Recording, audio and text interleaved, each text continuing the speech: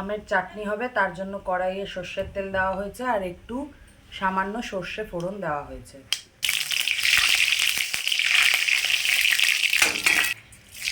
আর একটু পাঁচফোড়ন দিলাম।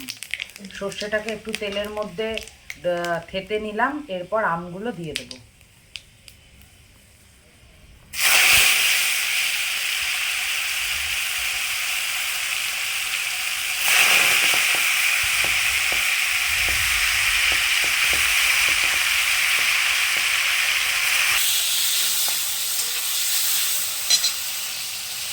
এর মধ্যে পরিমাণ মতন হলুদ দিলাম, দিয়ে ভালো করে এবার আমটাকে নাড়াবো। আর সামান্য পরিমাণ মতন একটু নুন দিলাম।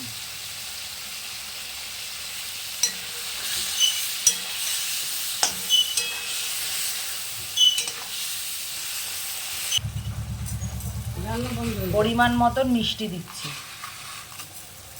আমটা যেহেতু একটু টক, তাই মিষ্টির ভাগটা একটু বেশিই লাগবে।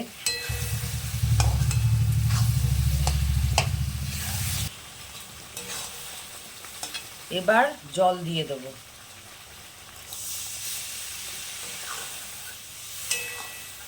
এটা করা একদমই ইজি, আপনারা নিশ্চয়ই ঘরে করেও থাকেন।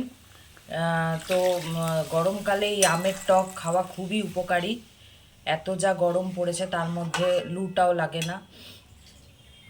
তো জলটা আমরা বেশি খাই, কারণ আমের যে ঝোলটা সেটা খেতে ভালোই লাগে।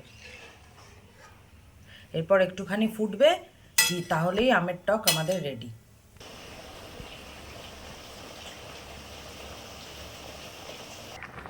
আমের চাটনি আমার রেডি।